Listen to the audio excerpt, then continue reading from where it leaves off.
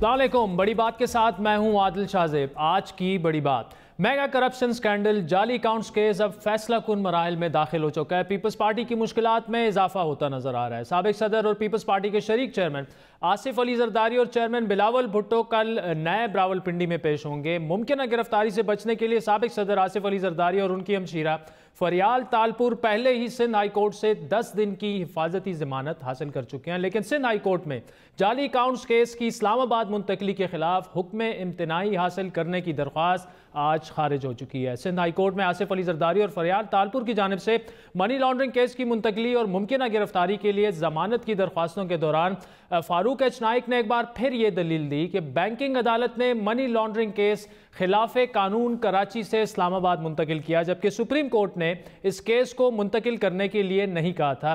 Chief justice Sindh high court Ahmad Ali Shah ने Farooq H Naik से सवाल किया है कि क्या आपने सुप्रीम कोर्ट में अपना यह नुक्ता उठाया, जिस पर फारूक एच नाइक ने जवाब दिया कि नैब के चेयरमैन ने मुकदमे की मुंतकली की दरख्वास्त नजरसानी की दरख्वास्तों की समाअत के बाद दी। फारूक एच नाइक ने दलील दी कि यह केस तो नैब के दायरे इख्तियार में ही नहीं आता, FIR में भी कहीं जाहिर नहीं होता कि नैब इस मामले को देखे, क्योंकि यह केस करप्शन का है ही नहीं। अदालत ने सवाल किया कि सुप्रीम कोर्ट ने इस केस में जो अहकाम जारी किए उस पर आप क्या कहेंगे। फारूक एच नाइक ने एक बार फिर जवाब दिया कि सुप्रीम कोर्ट ने केस की मुंतकली का हुक्म जारी नहीं किया। अदालत ने फिर सवाल किया कि अगर आपको लगता है कि आपके साथ गलत हो रहा है तो आप सुप्रीम कोर्ट में नजरसानी की दरख्वास्त जो है वो दायर क्यों नहीं करते। सुप्रीम कोर्ट का फैसला वाज़ेह है अदालत के मुताबिक कि उसके बाद जो है फाजिल अदालत का कहना था कि मजीद क्या बचता है। अदालत ने DG नैब और प्रोसिक्यूटर नैब को नोटिस जारी करते हुए 26 मार्च को उनसे जवाब तलब कर लिया। दूसरी जानिब साबिक सदर आसिफ अली जरदारी ने नैब की जानिब से तलब किए जाने के इकदाम को भी आज चैलेंज कर दिया है। यह बात तो वाज़ेह है कि पीपल्स पार्टी के रहनुमाओं को जाली अकाउंट्स केस में जिस तरह से उसको हैंडल किया गया, इस केस को, उस पर पीपल्स पार्टी को बड़े वाज़ेह खदशात हैं और पार्टी की आदत का मौक़िफ़ यह है कि आसिफ अली जरदारी इससे पहले भी मुकदमात का सामना कर चुके हैं, 11 साल जेल काट चुके हैं, लेकिन उन पर कुछ साबित नहीं हुआ। लेकिन बड़ी बात का बड़ा सवाल यह है कि क्या 90 की दहाई के मुकदमात और जाली अकाउंट्स केस की नौइयत एक जैसी है या मुख्तलिफ है। पीपल्स पार्टी ने इन केसेस के खिलाफ भरपूर सियासी मज़ामत का भी ऐलान किया है,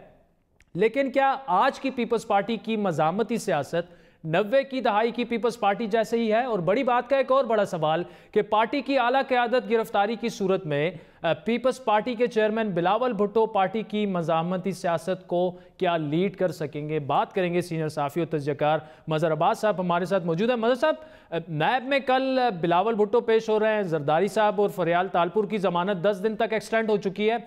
आप इस केस को काफ़ी करीब से फॉलो करते आए हैं, क्या पीपल्स पार्टी इस वक्त दबाव में? जी, मेरा ख्याल है प्रेशर में लग रही है, गो कि वो इस चीज़ को जाहिर नहीं कर रहे और थोड़ा सा कन्फ्यूजन का भी शिकार पीपल्स पार्टी लग रही है, क्योंकि जो पीपल्स पार्टी की स्ट्रेटजी है वो ना स्ट्रीट पे आना चाह रहे हैं और वो ज़ाहिर है बिलावल भुट्टो की जो प्रेस कॉन्फ्रेंसेस हैं, जो ख़ास तौर पे उनकी आखिरी प्रेस कॉन्फ्रेंस थी, उसमें वो बहुत ज़्यादा इमोशनल भी नज़र आ रहे थे। ख़ासा उन्होंने जिस तरह की जो है सख्त ज़बान इस्तेमाल की, वो भी अनलाइक बिलावल था। तो बहुत ज़्यादा पीपल्स पार्टी दबाव में तो नज़र आ रही है और इसी वजह से उन्होंने गवर्नमेंट को जिस तरीके से वो अटैक कर रहे हैं वो भी हमें नज़र आ रहा है। लेकिन अभी भी जो बुनियादी कन्फ्यूजन पीपल्स पार्टी के अंदर नज़र आ रहा है वो यही कि अपोजिशन को, कलेक्टिव अपोजिशन को किस तरह आगे लेके चलें, उसमें मियाँ साहब के साथ किस तरह के ताल्लुकात रखें। और पीपल्स पार्टी और नून लीग के दरमियान इसके बावजूद कि बिलावल भुट्टो की मियाँ साहब से मुलाकात भी हुई थी, लेकिन वो जो एक इत्तेहाद वाली फ़ज़ा है अपोजिशन वो नज़र नहीं आ रही, कोई एजिटेशन वाली वो नज़र नहीं आ रही।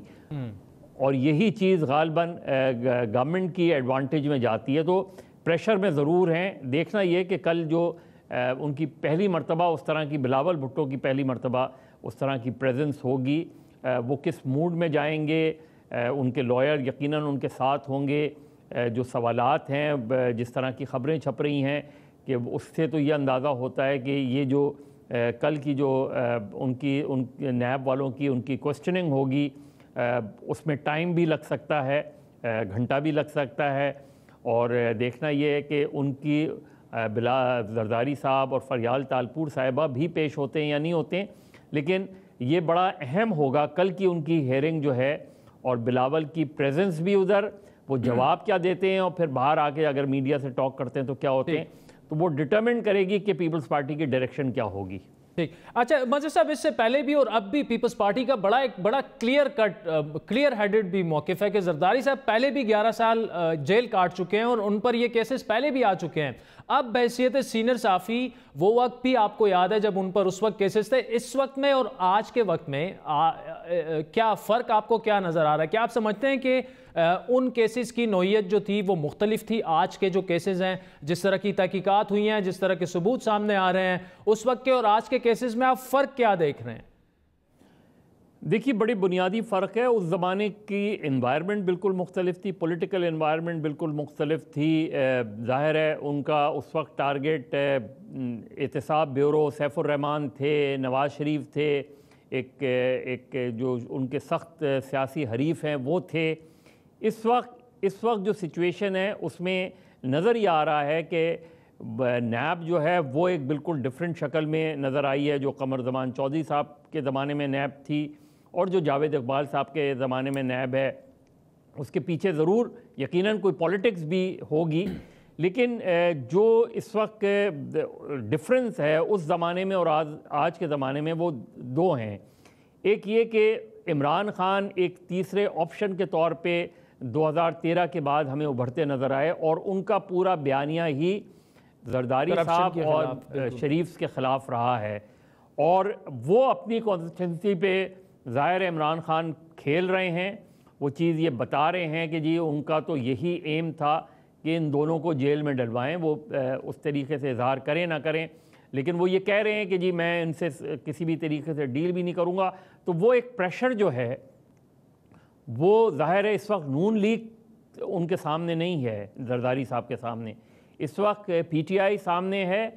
और दूसरा जो फ़र्क है कि ये मुकदमात जो हैं ये सिंध में नहीं चल रहे।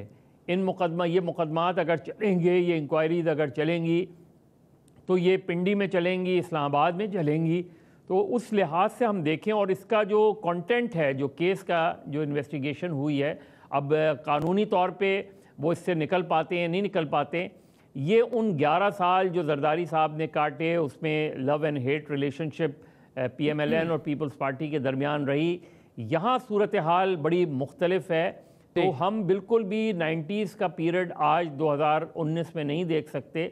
90s की पॉलिटिक्स बिल्कुल मुख्तलिफ थी, 2019 की पॉलिटिक्स बिल्कुल मुख्तलिफ है। अच्छा मज़हर साहब, बड़ी इंटरेस्टिंग टेक है आपकी इस पे, लेकिन मैं यहाँ पे तो आपसे मुतफिक हूँ कि अदवार दोनों मुख्तलिफ हैं, 90s के और आज के। लेकिन केसेस के हवाले से पीपल्स पार्टी का मौक़िफ़ बिल्कुल 90s जैसा ही है। वो ये कह रहे हैं कि ये सियासी इंतकामी कार्रवाई है। फिर इसी तरह नैब पर जो सवालात उठाए गए, जिस तरह शहबाज शरीफ साहब के रेफरेंस में हुआ, नैब को सबकी का सामना करना पड़ा। फिर उसके बाद ब्रिगेडियर रिटायर्ड असद मुनीर साहब का ख़त, फिर उसके अलावा हथकड़ियाँ लगे प्रोफेसर्स के केसेस, नैब पर इस तरह के भी इल्ज़ामात लगे हैं पिछले चंद माह में। ऐसे में क्या आप समझते हैं कि नैब बिल्कुल बैलेंस होकर, खुसूसन जाली अकाउंट्स केसेस में कोई सियासी इंतकाम नहीं नज़र आ रहा आपको? बिल्कुल उसी तरह कार्रवाई हो रही है जिस तरह होनी चाहिए? नहीं, देखिए नैब पे बहुत से सवाल आते हैं, इसमें कोई शक नहीं है। नैब के ऊपर बहुत से सवाल आते हैं। देखिए 2-3 चीज़ें बड़ी फ़र्क हैं जी। आज की सुप्रीम कोर्ट माजी की सुप्रीम कोर्ट से बहुत फ़र्क है। आज पीपल्स पार्टी के पास बेनज़ीर भुट्टो जैसी कदावर शख्सियत नहीं है जी, और जरदारी साहब के पास, जरदारी साहब के हवाले से बड़ा सीरियस क्रेडिबिलिटी क्राइसिस है। जरदारी साहब को वो उस तरीके से पॉलिटिकली जो है वो कन्फ्रंट नहीं कर पाते जिस तरीके से बेनज़ीर भुट्टो कर पाती थी सूरत हाल। तो पीपल्स पार्टी के डिसएडवांटेजेस बहुत हैं। नैब कंट्रोवर्शियल भी है, नैब के ऊपर अदालतें भी क्वेश्चन करती रहती हैं, लेकिन अहम चीज़ सबसे इस केस में ये है कि जो JIT बनी है ये सुप्रीम कोर्ट के कहने पर बनी है। सुप्रीम कोर्ट उसको मॉनिटर भी कर रही है। अब सुप्रीम कोर्ट ये वही है जिस पे ना जरदारी साहब कोई बहुत सीरियस क्वेश्चन उठा सकते हैं और ना मियाँ साहब उठा सकते हैं, क्योंकि इन्होंने इस लॉयर्स मूवमेंट में इस जजेस की रिस्टोरेशन के लिए स्ट्रगल की थी। तो बहुत इसलिए हम इसका माजी से मवाजना कर नहीं सकते जो आज की सूरत हाल है। और यही वजह है कि मियाँ साहब को भी ये प्रॉब्लम फेस करनी पड़ रही है और जरदारी साहब को। लेकिन पीपल्स पार्टी आज अगर किसी को बहुत ज़्यादा मिस करती है तो वो बेनज़ीर भुट्टो हैं, क्योंकि उनको वो आर्ट आता था कन्फ्रंट करने का, उन पे डायरेक्टली जो केसेस बने उससे वो निकल कर भी सामने आई, और फिर वो पॉलिटिकली बड़ी चार्ज होती थी और पॉलिटिकली चार्ज करती भी थी। ये डिसएडवांटेज पीपल्स पार्टी को है कि वो सियासी मैदान में उस तरीके से कन्फ्रंट नहीं कर पा रही। आज पंजाब में पीपल्स पार्टी की वो पोजीशन नहीं है जो 90s में होती थी। आज पीपल्स पार्टी सिंध से बाहर जलसे जुलूस करने की पोजीशन में नज़र नहीं आती। उनके आप देख लें पिछले 1-1.5 साल में जो जलसे हुए हैं वो सिर्फ सिंध के अंदर हुए हैं। तो ये सारी डिसएडवांटेजेस जो है उसकी वजह से जरदारी साहब, बिलावल और पीपल्स पार्टी बहुत ज़्यादा अंडर प्रेशर अपने आप को फील कर रही है।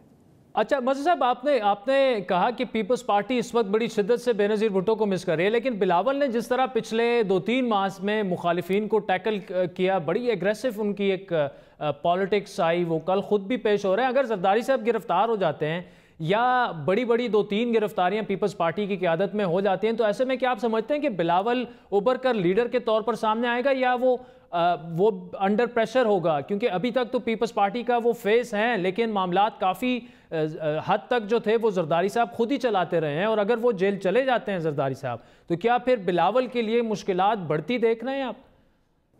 देखिए, बिलावल का और जरदारी साहब ने थोड़ी सी बिलावल के साथ सियासी तौर पे बड़ी ज़्यादती कर दी। 2-3 साल पहले जब उसे लॉन्च किया था, उसके बाद अगर जरदारी साहब बिल्कुल पीछे हट जाते तो आज बिलावल सिंगल हैंडेडली वो चीज़ों को हैंडल कर रहा होता।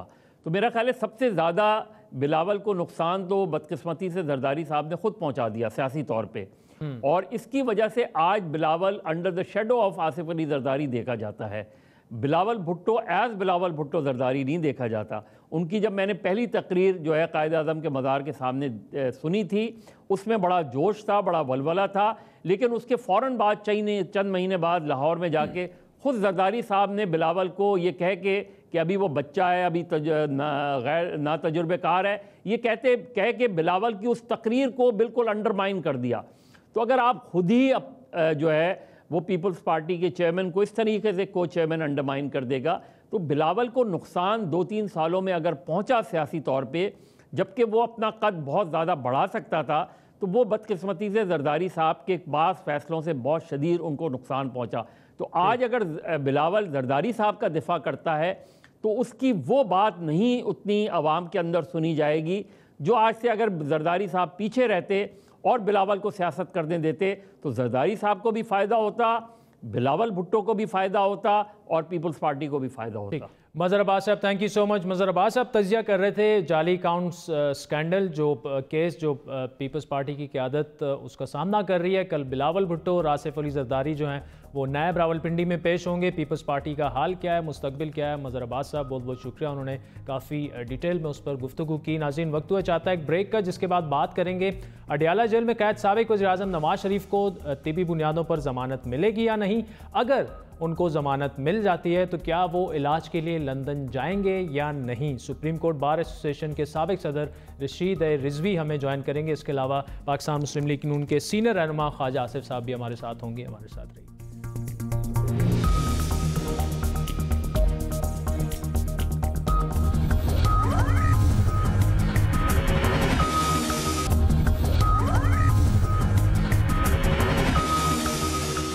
वेलकम बैक नाज़रीन। कोट लखपत जेल में कैद साबिक़ वज़ीर-ए-आज़म नवाज शरीफ को तिबी बुनियादों पर ज़मानत मिलेगी या नहीं, फैसला एक हफ्ते बाद 26 मार्च को सुप्रीम कोर्ट में होगा। याद रहे कि इससे पहले इस्लामाबाद हाई कोर्ट नवाज शरीफ को ज़मानत देने से इनकार कर चुकी है। 25 फरवरी को अपने फैसले में इस्लामाबाद हाई कोर्ट ने यह कहा कि किसी मेडिकल रिपोर्ट से यह ज़ाहिर नहीं होता कि नवाज शरीफ की ज़िंदगी को ख़तरा है, क्योंकि हुकूमत कानून के मुताबिक उनको इलाज की पूरी सहूलियात फराम कर रही है। आज दौरान समाज चीफ जस्टिस आसिफ सईद खोसा ने नवाज शरीफ के वकील ख्वाजा आरिस से सवाल किया कि मैंने हाई कोर्ट का फैसला पढ़ा है, आपने पहले इस्लामाबाद हाई कोर्ट में एक दरख्वास्त दी जिसे वापस ले लिया गया, क्या नवाज शरीफ की 15 जनवरी से पहले की मेडिकल हिस्ट्री मौजूद है? ख्वाजा आरिस ने इस पर जवाब दिया कि पिम्स हॉस्पिटल में उनकी उस वक्त की मेडिकल रिपोर्ट मौजूद है जब नवाज शरीफ अडियाला जेल में कैद थे। चीफ जस्टिस ने रिमार्क्स दिए कि हमें यह भी मालूम है कि नवाज शरीफ लंदन में भी जेर इलाज रह चुके हैं। चीफ जस्टिस ने रिमार्क्स दिए कि 17 जनवरी 2019 को नवाज शरीफ की दूसरी मेडिकल रिपोर्ट आई जिसमें ब्लड प्रेशर काफ़ी ज़्यादा होने और नवाज शरीफ को गुर्दे में पत्थरी हेपेटाइटिस, शुगर और दिल के आर्जे की तशखीस की गई है। चीफ जस्टिस का कहना था कि रिपोर्ट्स इसलिए देख रहे हैं कि क्या नवाज शरीफ की ये चारों बीमारियां जो हैं ये पुरानी हैं, हम ये चेक कर रहे हैं कि मजीद इलाज की ज़रूरत है या नहीं। चीफ जस्टिस ने रिमार्क्स दिए कि अगर नवाज शरीफ इन बीमारियों में मुब्तला हैं और सेहत मजीद ख़राब नहीं हुई तो सूरत हाल मुख्तलिफ हो जाएगी। हम मेडिकल रिपोर्ट्स का जायज़ा ले लेते हैं, ये भी देख लेते हैं कि हाई कोर्ट ने इन रिपोर्ट्स का जायज़ा लिया या नहीं। नवाज शरीफ के वकील ख्वाजा हारिस ने अदालत को बताया कि नवाज शरीफ के गुर्दे का मसला 30 दर्जे पर पहुंच चुका है, जबकि उनके दिल के मुआयने का भी कहा गया है, जिस पर चीफ जस्टिस ने जवाब दिया कि जो मुआयने का हिस्सा है,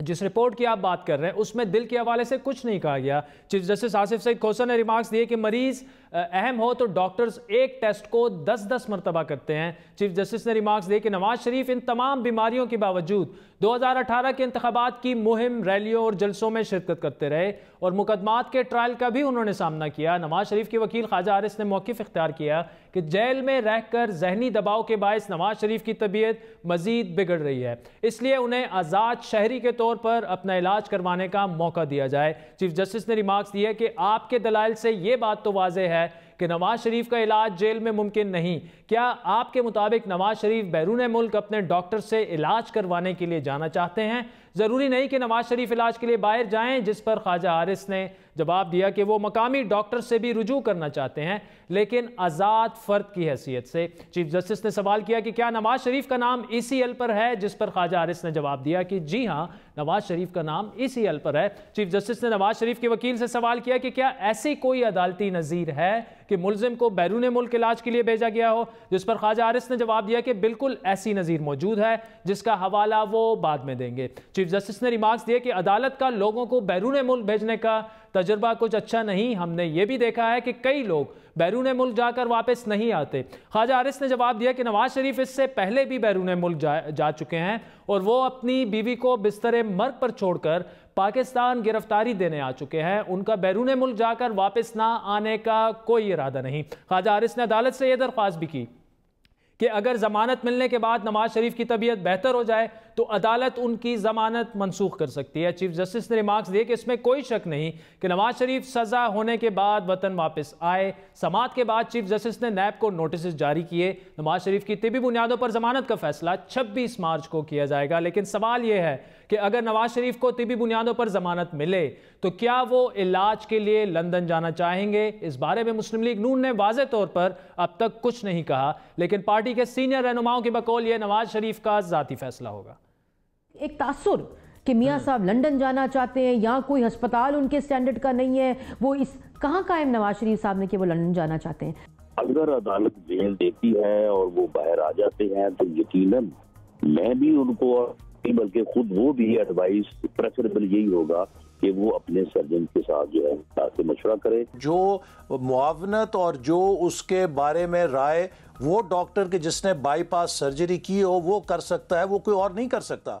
ये आपने सुना अब तक मुस्लिम लीग नून के रहनुमाओं का जो मौक़िफ़ है कि नवाज शरीफ लंदन जाएंगे इलाज के लिए या नहीं। लेकिन अगर नवाज शरीफ की ज़मानत हो जाती है, ज़मानत मिलने की सूरत में अपना इलाज लंदन से वो करवाना भी चाहें तो उनको सबसे बड़ी मुश्किल ये दरपेश है कि उनका नाम ECL पे है। ऐसे में क्या हुकूमत उनका नाम ECL से निकालने का इरादा रखती है?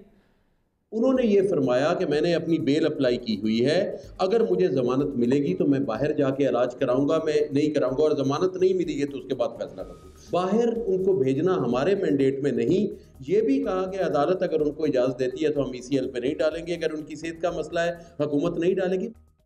साबिक वज़ीर आज़म नवाज शरीफ को तिबी बुनियादों पर ज़मानत मिलेगी या नहीं? अगर ज़मानत मिले तो वो ECL पर उनका नाम है, वो बाहर जा सकते हैं, नहीं जा सकते, इसी मामले पर बात करेंगे। सुप्रीम कोर्ट बार एसोसिएशन के साबिक सदर रशीद रिजवी साहब हमारे साथ मौजूद हैं। इसके अलावा साबिक वज़ीर ख़ारजा ख्वाजा आसिफ भी हमें थोड़ी देर में ज्वाइन करेंगे। रशीद रिजवी साहब, नवाज शरीफ साहब की तिबी बुनियादों पर जो दरख्वास्त ज़मानत है उसका फ़ैसला 1 हफ़्ते में होना है। क्या ऐसी नौयत में कोई ऐसा प्रेसिडेंस मौजूद है कि तिब्बी बुनियादों पर जो है वो नवाज शरीफ को ज़मानत मिल जाए? क्या माजी में इसी नौयत के केसेस में ऐसा हो चुका है? देखें, अभी जो ये मौजूदा बेल एप्लीकेशन है ये ज़ाब्ता फौजदारी की 497 498 के तहत नहीं है, जो पेंडिंग ट्रायल दी जाती है दरख्वास्त ज़मानत की। ये है 426 ज़ाब्ता फौजदारी की। इसमें यह है कि सज़ा सस्पेंड करनी होती है इन्हें। एक ट्रायल कोर्ट ने सज़ा दे दी है, जुर्म साबित हो गया है, उसके बाद ये आ रही है। उन्होंने मेरिट्स पे अपनी बेल एप्लीकेशन कंटेस्ट नहीं की, उन्होंने कहा हम मेडिकल ग्राउंड पे जाएंगे। तो अभी हालिया 3 महीने पहले एक और जजमेंट आई है जिसे चीफ जस्टिस आसिफ सईद खोसा साहब ने एज ए सीनियर प्यूनी जज ऑथर किया है, और उसमें ये सारे नैब के बेल के मसाइल डिस्कस किए हैं। और उस फैसले के बाद मैं समझता हूँ 5 रुकनी बेंच का फैसला है, अब ये 3 रुकनी बेंच सुन रही है, और 3 रुकनी बेंच पर ये बाइंडिंग होगा 5 मेंबर बेंच का। तो उसमें उन्होंने स्कोप बड़ा लिमिट कर दिया, बड़ा लिमिटेड स्कोप है नैब की बेल एप्लीकेशन का, और पर्टिकुलरली सस्पेंशन ऑफ सेंटेंस का। तो अनलेस कोई बहुत ही ख़तरनाक मेडिकल रिपोर्ट आए जिस पे कोर्ट बिल्कुल अपने आप को मजबूर समझे और बेल ग्रांट करे, मुझे तो उसको ज़्यादा नज़र नहीं आता, कोई उम्मीद नज़र नहीं आती है। अच्छा रशीद साहब, ये तो एक सिनारियो हो गया जो आपने एक्सप्लेन किया, लेकिन अगर नवाज शरीफ साहब को बेल मिल जाती है लेकिन उनका नाम ECL में है, अगर वो चाहते हैं कि वो लंदन जाकर इलाज करवाएं और कोई अगर कोर्ट उनसे इंश्योरेंसेस लेना चाहती है, वो उन्हें देने के लिए भी तैयार हों, तो क्या सुप्रीम कोर्ट हुकूमत को यह अहकाम दे सकती है कि उनका नाम आर्जी तौर पर ECL से निकाल ले? नहीं, बहुत सी ऐसी अदालती नज़ायर हैं कि जिसमें एक दफ़े जाने की परमिशन ग्रांट की गई है। ये और बात है कि कुछ लोग फिर वापस नहीं आए, लेकिन ये है कि एक दफ़े की परमिशन कोर्ट दे देती है फर्दर श्योरिटी लेके कि जी आप फर्दर श्योरिटी दे दें, और ECL से नाम वो 15 दिन के लिए, 20 दिन के लिए, 1 महीने के लिए सस्पेंड कर देती है। ऐसी मिसालें मौजूद हैं, ऐसे लोगों को मिली है, बहुत से लोगों को नैब के जो एक्यूज्ड हैं, कन्विक्ट्स हैं, उनको ही मिसाल है। अच्छा रशीद साहब, आपके बकौल ऐसी मिसालें मौजूद हैं, लेकिन आज सुप्रीम कोर्ट ने जो रिमार्क्स दिए कि हमारा जो बाहर जाने की इजाज़त देने का एक्सपीरियंस है वो ज़्यादा अच्छा नहीं है, वो शायद रेफ़र कर रहे थे मुशर्रफ साहब की तरफ। 2-3 और केसेस है, आसिम हुसैन साहब भी को इसी तरह ज़मानत दी गई। तो अगर कोर्ट को यकीन दहानियाँ करवा दी जाती है, ऐसी सूरत में क्या आप समझते हैं कि नवाज शरीफ को ज़मानत मिल जाएगी, और कोर्ट किस किस्म की यकीन दहानियाँ मांग सकती है? नहीं, दूसरों की मिसालों पर कोर्ट इस ग्राउंड पे अगर रिजेक्ट करेगी कि जी कुछ लोग गए और वापस नहीं आए, तो मैं समझता हूँ उससे हत्ती होगी कि औरों के गुनाहों की सज़ा नवाज शरीफ को दी जाए। हाँ, वो अदालत ये सुप्रीम कोर्ट ये ज़रूर कर सकती है कि शराइत सख्त कर दे कि जी आप 5 करोड़ की ज़मानत पे 10 करोड़ की ज़मानत पर जाएंगे, 1 महीने के लिए जाएंगे, 1.5 महीने के लिए जाएंगे और वापस आएंगे, तो ये तो कर सकती है। लेकिन ये कि XYZ या परवेज़ मुशर्रफ चले गए वापस नहीं आए, और लोग चले गए, इसाक डार साहब चले गए वापस नहीं आए, तो उसकी सज़ा नवाज शरीफ साहब को देना मैं समझता हूँ मुनासिब नहीं होगा सुप्रीम कोर्ट। तो रिजवी साहब, अगर नवाज शरीफ की बेल की दरख्वास्त तिबी बुनियादों पर रिजेक्ट हो जाती है, फिर उनके पास ऑप्शंस क्या है? क्या उनको दोबारा सज़ा की मुअत्तली की दरख्वास्त पर ही आना पड़ेगा? नहीं, अगर देखें मेडिकल ग्राउंड पे सस्पेंड एप्लीकेशन रिजेक्ट होती है तो मैं समझता हूँ कि उन्होंने मेरिट्स पे पहले ही नहीं प्रेस किया है, और इस पे होने जाने के बाद तो फिर उनके पास यही एक एवेन्यू अवेलेबल होगा, यही एक रेमेडी होगी कि जल्द से जल्द अपील चलवा लें इस्लामाबाद हाई कोर्ट में। वो उनके पास एक रेमेडी है कि रिक्वेस्ट करें सुप्रीम कोर्ट से डे टू डे चला के 1 हफ्ते 10 दिन में फैसला आ जाए, जो भी। ठीक ठीक, रशीद रिजवी साहब सुप्रीम कोर्ट बार एसोसिएशन के साबिक सदर हमारे साथ मौजूद हैं। मियां नवाज शरीफ साहब की 26 तारीख को दरख्वास्त पर फैसला होना है कि तिब्बी बुनियादों पर उन्हें ज़मानत दी जाएगी या नहीं, लेकिन सवाल ये उठाया जा रहा है कि अगर उनकी ज़मानत हो जाती है तो क्या वो इलाज के लिए लंदन जाएंगे या नहीं जाएंगे। ख्वाजा आसिफ साहब हमारे साथ मौजूद हैं। Khwaja Sahab, thanks for joining us. 26 तारीख को फैसला आना है मियाँ साहब का, उनकी ज़मानत हो भी सकती है, नहीं भी हो सकती, ये तो अदालत का फैसला है, लेकिन अगर ज़मानत हो जाती है और ये फिर अगेन मियाँ साहब का ज़ाती फैसला होगा, लेकिन क्या आप समझते हैं कि उन्हें मुल्क से बाहर जाना चाहिए इलाज के लिए? देखिए, मैं तो दुआ गो बड़ी शिद्दत से कि मियाँ साहब की जमानत हो जाए, लेकिन मैं इन चीज़ों को जवाब नहीं दूंगा क्योंकि हमारा केस इस वक्त लगा हुआ है। ये आर्गूमेंट जो है, ये सवाल जो है, ये अदालत में उठाए जा रहे हैं। ठीक, मेरा जवाब जो है वो किसी नेगेटिव उसके ऊपर असर ना हो जाए वहाँ प्रोसीडिंग्स पे। चलें ठीक है ख्वाजा साहब, आप इसका जवाब नहीं दे रहे, लेकिन मजीद कुछ जवाबात आपसे लेने नाज़रीन। वक्त हुआ चाहता है एक ब्रेक का, जिसके बाद बात करेंगे एहतसाब अदालत में नंदीपुर केस जो कि एक स्कैंडल बन चुका है, उसका बाकायदा ट्रायल शुरू हो चुका है। ख्वाजा आसिफ साहब हमारे साथ मौजूद होंगे, उनसे बात करेंगे कि ये केस है क्या और इसमें कोताहियाँ कहाँ कहाँ और किस किस से हुई। हमारे साथ रहिए।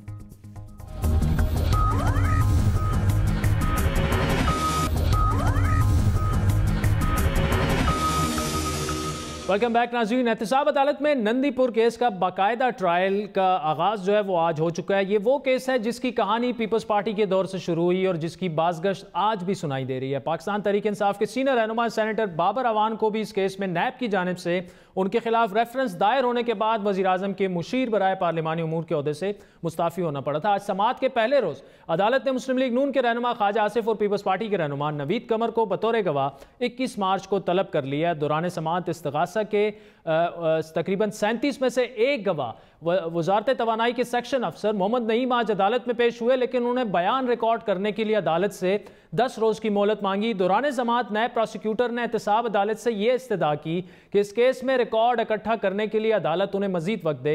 इस मौके पर मुलजिम बाबर अवान ने मौक़िफ़ इख्तियार किया कि उनके पास गवाही देने के लिए, यानी वो नायब को कह रहे थे कि जो उनके गवाह हैं उनके पास गवाही देने के लिए कुछ भी नहीं है। गवाह मोहम्मद नईम ने बाबर अवान को जवाब दिया कि मैं आपके खिलाफ गवाह नहीं, मैं तो रिकॉर्ड का कस्टोडियन हूँ। बाबर अवान ने उन्हें जवाब दिया कि मैं आपसे नहीं बल्कि अदालत से जो है बात कर रहा हूँ, आप मुझसे नहीं अदालत से मुखातिब हों। दौरान समाअत बाबर अवान और नैब के प्रोसिक्यूटर के दरमियान तल्ख जुमलों का तबादला भी हुआ। बाबर अवान ने नैब प्रोसिक्यूटर से मुखातिब होते हुए कहा कि आप सियासी गुफ्तगू कर रहे हैं, छलांगे न लगाएं बल्कि ट्रायल करवाएं।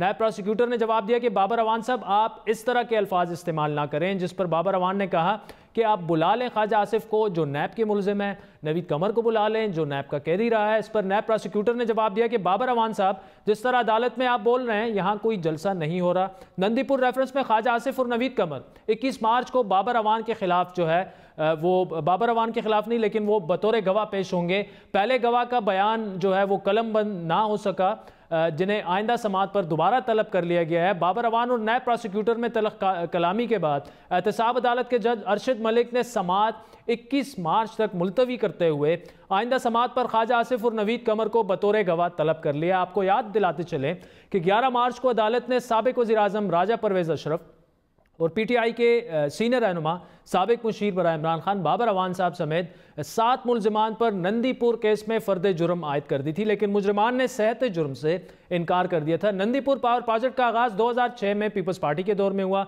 यह प्रोजेक्ट 30 अरब रुपए में मुकम्मल होना था, लेकिन उस वक्त की वजारत आबी वसाइल और वजारत कानून की जानिब से कई सालों की मुबैना ताख़ीर से इस प्रोजेक्ट की मालियत जो है वो 57 अरब रुपए तक जा पहुंची। इसके बाद मुस्लिम लीग नून की हुकूमत आई। साबिक वज़ीर आज़म ख्वाजा आसिफ ये मामला अदालत में लेके गए, जहां साबिक जस्टिस रिटायर्ड रहमत हुसैन जाफरी की सरबराही में एक यक रुकनी कमीशन बनाया गया, जिसकी रिपोर्ट में 117 अरब रुपए की तरफ जो है वो इशारा किया गया कि कौमी ख़जाने को इस प्रोजेक्ट से नुकसान पहुंचा। नैब ने कुछ अर्सा पहले ही इस केस में साबिक वज़ीर आज़म राजा परवेज़ अशरफ और पीपल्स पार्टी के दौर के साबिक वज़ीर कानून बाबर अवान पर बाकायदा फ़र्द जुर्म आयद की और आज इस केस की बाकायदा समाअत जो है वो शुरू हो चुकी है। ख्वाजा आसिफ साहब हमारे साथ मौजूद हैं, जिन्होंने इनिशियली ये पिटीशन दायर की थी। ख्वाजा साहब, नंदीपुर प्रोजेक्ट में आपको बतौर गवाह 21 मार्च को तलब किया गया, लेकिन जब मुस्लिम लीग नून ने हुकूमत संभाली, ये स्टेटमेंट मेरे सामने इस वक्त पड़ी है, उस वक्त के जो इस प्रोजेक्ट के एमडी साहब थे वो ये कह रहे हैं कि नंदीपुर प्रोजेक्ट की मशीनरी 3 साल पोर्ट पर पड़ी रही और काबिल इस्तेमाल बनाने के लिए उसे जंग लग चुका था। काबिल इस्तेमाल बनाने के लिए उस पर $50 मिलियन की लागत आएगी। क्या ये लागत उसके बाद जो प्रोजेक्ट की बड़ी या वाकई ताखीर की वजह से जो जितना अरबों का नुकसान बताया जा रहा है कौमी खजाने को, इतना ही पहुंचा? मेरे पिटीशन का ये सारा कुछ हिस्सा था, ठीक। उसमें बाकायदा कैलकुलेशन सारी दी हुई थी और उसमें फिर एक सुप्रीम कोर्ट के जज का, सिंगल जज का कमीशन बनाया गया, रिटायर्ड जज का, रहमत अली जाफरी साहब का, और उन्होंने जब वो कैलकुलेशनें देखी, बल्कि उसमें दो किस्म की कैलकुलेशन थी। एक जो है डिले की वजह से जो एब्सेंस ऑफ पावर 425 मेगावाट, उसका जो अपॉर्चुनिटी लॉस था कि वो अगर इकोनॉमी में आती तो वो कितनी एक्टिविटी जनरेट कर सकती थी, वो 113 अरब रुपया साल का क्वांटिफाई हुआ या उसको उसकी वैल्यू लगाई गई।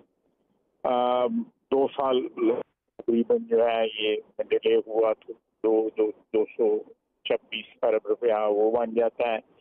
उसके बाद एक एक्चुअल लॉस था जिसमें जो मशीनरी है वो पड़ी रही, बीजिंग में पड़ी रही, फिर कराची पोर्ट पे पड़ी रही, जिसके ऊपर अरबों रुपया सिर्फ डैमरेज ही पड़ा था। अच्छा। और कुछ मशीनरी जो है बगैर इस्तेमाल हुए वो नंदीपुर में भी पड़ी रही, यानी जिस जगह प्लांट है वहाँ भी पड़ी रही। तो इस दौरान जो है एक्सचेंज रेट भी जो है वो पाकिस्तान रुपी के बिल्कुल, रुपी कम हुआ, डॉलर बढ़ा, सूद जो है वो पड़ता रहा। इंटरेस्ट रेट भी बढ़ा। कंपोनेंट मैंने आपको बताया, ये तो एक्चुअल लॉस था ना, ये तो गवर्नमेंट को पे करना पड़ा, जो आपने अभी रकम बताई है। उस सूरत में जो है उसकी कॉस्ट एस्केलेशन हो गई।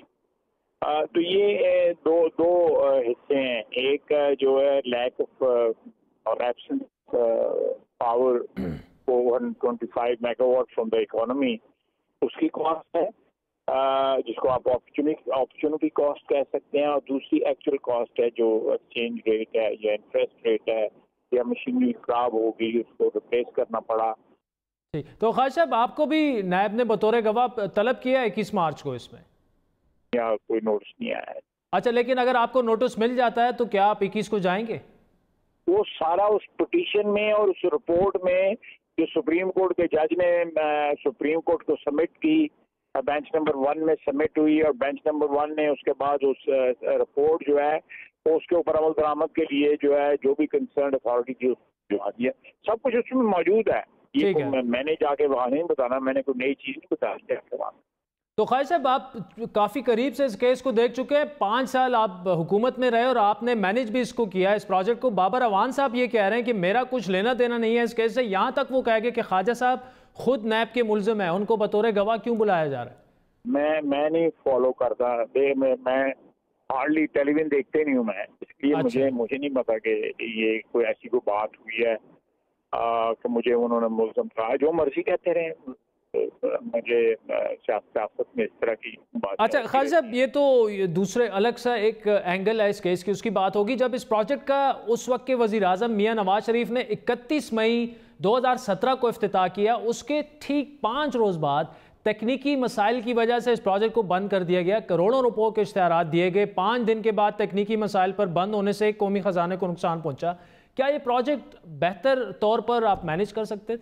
शुरू में कुछ डिफिकल्टीज आई जब वो नया रन हो रहा था, तो वो उसमें एक फिल्टर प्लांट था जो लगा नहीं हुआ था। वो जो कंपनी इसको बना रही थी, जो ठेकेदार कंपनी थी, उन्होंने उसको इम्पोर्ट नहीं किया हुआ था, वो बाहर से आ रहा था। उसकी वजह से जो है ना उसमें जो मुझे इल्म है, if I remember it correctly, कि उसको जो है डीजल के ऊपर चलाया गया, जो जिसकी वजह से वो महंगा चल रहा था। ठीक, तो उसको उससे बंद किया गया कॉस्ट, क्योंकि ये बैरेट ऑर्डर पे चलते हैं सारे प्लांट्स जो हैं, जो सबसे पहले वो चलाया जाता है जो जो तरीन हो, फिर इस तरह एमरजेंसी में जो है वो डीजल वाले भी चला दिए जाते हैं जब शॉर्टेज ज़्यादा होती थी उस जमाने में, और अभी भी शॉर्टेज अगर हो तो डीजल वाले भी चलाए जाते हैं। तो उसको बंद कर दिया गया, फिर वो प्लांट आया, प्लांट के बाद जो नॉर्मल जो फर्नेस ऑयल है उसके ऊपर वो चलना शुरू हो गया, फिर उसको गैस में कन्वर्ट कर लिया गया। जब गैस में कन्वर्ट किया गया तो उसकी जो इस्तात है उसकी अपना प्लांट की वो 425 मेगावाट से मेरा ख्याल है 500 से भी ज्यादा हो गई है, 525 मेगावाट उसमें और ऐड हो गया हुआ है। पिछले 4-5 महीने से उसको गैस नहीं मिल रही थी, ये अभी जो 4-5 महीने गुजरे हैं गैस उसको नहीं मिल रही थी, क्योंकि LNG के शिप्स जो थे उनको लौटा दिया गया था और फर्नेस ऑयल के ऊपर जो है वो प्लांट्स जो है फिर चलाए गए थे। इसको नहीं चलाया गया था, लेकिन मेरी इत्तला है कि पिछले 5-10 रोज से फिर ये गैस के ऊपर इस वक्त अपनी फुल। अच्छा खालिद साहब, अगर ताखीर की बात की जाए इस प्रोजेक्ट में जिससे अरबों रुपयों का नुकसान हुआ कौमी ख़जाने को, क्या आप समझते हैं कि उस वक्त की जो हुकूमत थी, पीपल्स पार्टी बरसर इक़्तिदार थी, वो जिम्मेदार थी या कोई कंसर्न मिनिस्टर इसका जिम्मेदार था? ये कोताही हुई किससे थी? मैं कहूँगा कि ये सारा कुछ उस पर दर्ज है। Ministry of water and power जो है उस वक्त उसने लिख के भेजा कि जी कि क्या वजह हुई, क्यों डिले हुआ। लॉ मिनिस्ट्री ने भी जो है, फिर ये है कि जिस वक्त ये पिटीशन चल रही थी और उस वक्त जब ये अपने आखिरी मराइल में पहुंची है, जब कंक्लूड होने लगी है, तो उस वक्त जो है वो ये लीगल ओपिनियन जिसकी वजह से ये पेंडिंग थी वो दिया गया, वो रिलीज कर दिया गया लीगल ओपिनियन आखिरी 10-12 रोज को। उसके बाद अगर ये पहले दिन कर दिया गया होता जिस तरह 2 साल की ताखीर में किया हुआ था, तो ये सारा रफड़ पड़ना ही था। ख्वाजा आसिफ साहब, thank you so much for joining us. नाज़रीन, बड़ा ये एक अहम केस है जिसमें पाकिस्तान तहरीक इंसाफ के रहनुमा बाबर अमान साहब उन पर फ़र्द जुर्म आयद हो चुकी है। इसके अलावा साबिक़ वज़ीर आज़म पीपल्स पार्टी के सीनियर रहनुमा राजा परवेज़ अशरफ साहब पर भी फ़र्द जुर्म आयद हो चुकी है। अरबों रुपए का ये स्कैंडल है जिस पर हम मज़ीद भी बात करेंगे आने वाले दिनों में, क्योंकि आज से बाकायदा तौर पर जो है समात का इसका आगाज़ हो गया इस रेफरेंस का। और बाबर अवान साहब जो कि प्राइम मिनिस्टर साहब के बड़े करीबी साथी भी हैं इमरान खान साहब के, उन्होंने फ़ौरन इस्तीफ़ा दे दिया था जब जैसे ही उनके खिलाफ रेफरेंस फाइल हुआ। वक्त हुआ चाहता है एक ब्रेक का, जिसके बाद बात करेंगे बड़े सानहात में मुल्क की क़यादत कैसे की जाती है, मुल्क में बसने वाली जो अक़लियतें हैं उनको किस तरीके से तहफ़्फ़ुज़ दिया जाता है, और सबसे बढ़कर ये कि बढ़ती हुई इंतहा पसंदी के दौरान मुख्तलिफ मज़ाहब से ताल्लुक़ रखने वाले लोगों को किस तरीके से यकजा किया जाता है। ब्रेक के बाद इस पर बात करेंगे। बात हो रही है न्यूजीलैंड में होने वाले जो क्राइस्टचर्च में 2 मसाजिद पर दहशतगर्द ने हमला करके 51 मुसलमानों को शहीद कर दिया था, उस पर बात करेंगे। हमारे साथ रहिएगा।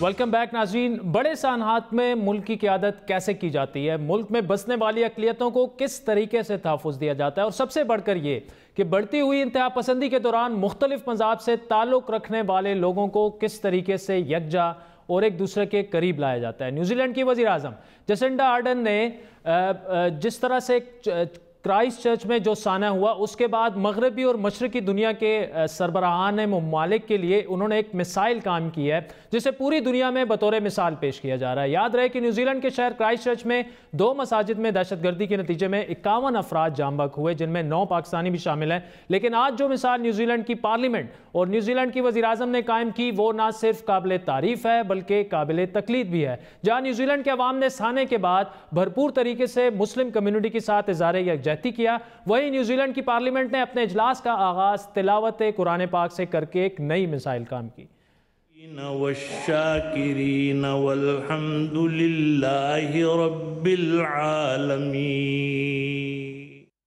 वज़ीर-ए-आज़म ने भी अपने खिताब का आगाज़ सलाम से किया, लेकिन उनके खिताब की सबसे अहम बात यह थी कि उन्होंने वाज़े तौर पर एक बार फिर ऐलान किया कि यह वाक़या दहशतगर्दी थी और इस दहशतगर्द की शोहरत की ख्वाहिश को वो पूरा नहीं होने देंगी। इसीलिए उन्होंने ऐलान किया कि वो कभी भी इस दहशतगर्द का नाम जो है वो उनको इसके नाम से नहीं पुकारेंगी। Assalamu alaikum wa rahmat Allah wa barakatuh. He sought many things from his act of terror, but one was notoriety. And that is why you will never hear me mention his name. He is a terrorist. He is a criminal. He is an extremist. ऐसे वाक़यात कई मगरबी ममालिक में हुए, पाकिस्तान में भी अक़लियतों के खिलाफ दहशतगर्दी के कई वाक़यात हुए, लेकिन बैनुल मज़ाहिबी यकजहती की जो मिसाल न्यूजीलैंड की वज़ीर-ए-आज़म ने कायम की वो तमाम अक़वाम आलम के लिए काबिल तक़लीद है। Thank you Jacinda Ardern, thank you New Zealand. नाज़रीन, आज के प्रोग्राम पर आपके फीडबैक के मुंतज़िर रहेंगे। हमारा ट्विटर हैंडल है @बड़ी बात। मुझे मेरी टीम समेत इजाज़त दीजिए। खुदा हाफ़िज़।